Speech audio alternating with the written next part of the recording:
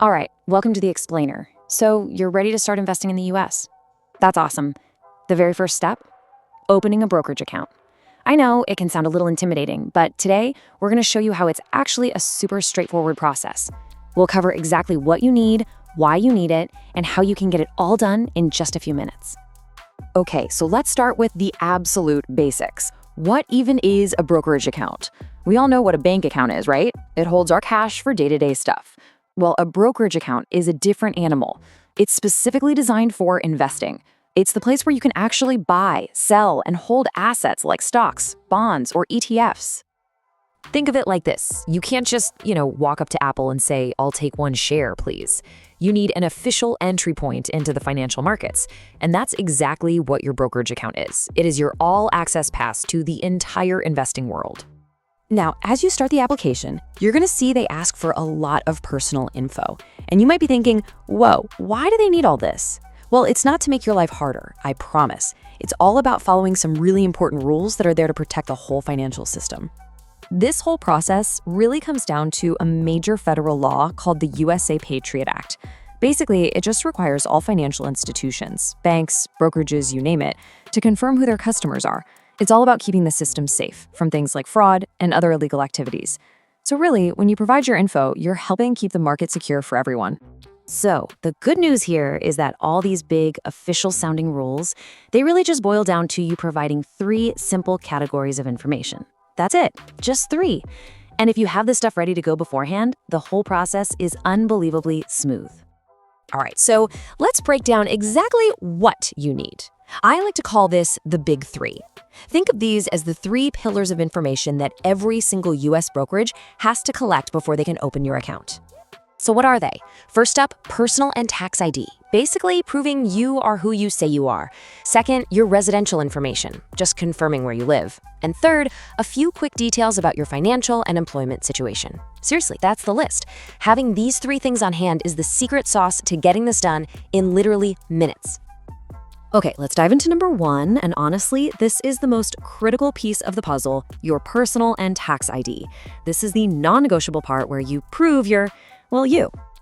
The absolute number 1 most important thing you'll need is your social security number or a taxpayer ID number. Why is this so crucial? Well, it's pretty simple. The brokerage has a legal duty to report any money you make from investing, dividends or profits from a stock sale, directly to the IRS. Without that number, they just can't do their job.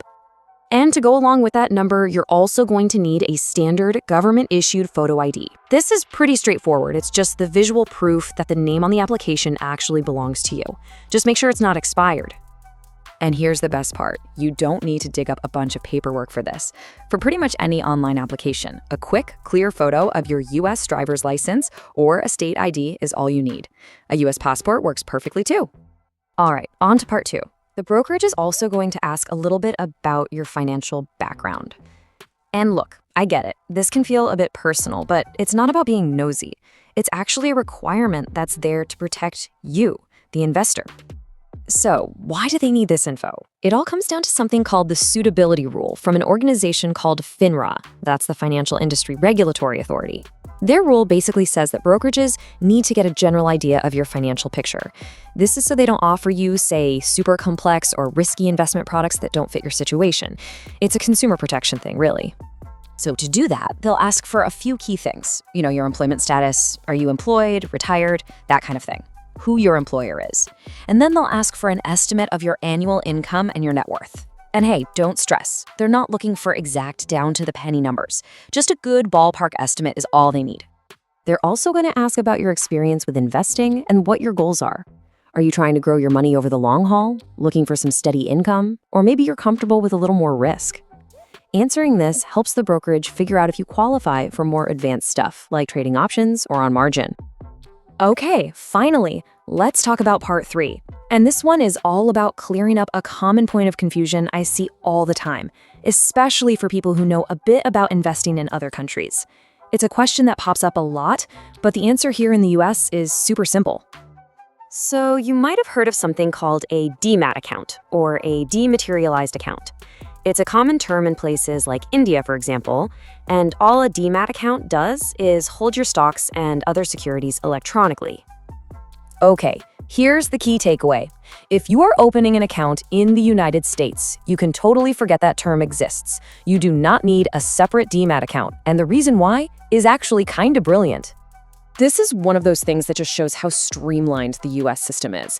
That whole function of holding your investments electronically, it's just built right into your regular brokerage account. It's all in one. When you buy a share of a stock, it's automatically held for you in your name in that one account. No fuss, no extra steps. So, we've covered the why and the what. What does this all mean for you right now? Let's talk about the how and just how fast you can go from thinking about investing to actually doing it. Honestly, the reality here is that this whole process is way faster and easier than most people think. Once you have those big 3 pieces of info ready, you can seriously fill out the online forms and hit submit in less than 10 minutes. It's that quick. So let's wrap this all up into a simple 3-step launchpad. Step 1, gather your info. That's your SSN, your ID, and your basic financial details. Step 2, pick a brokerage and fill out their online form.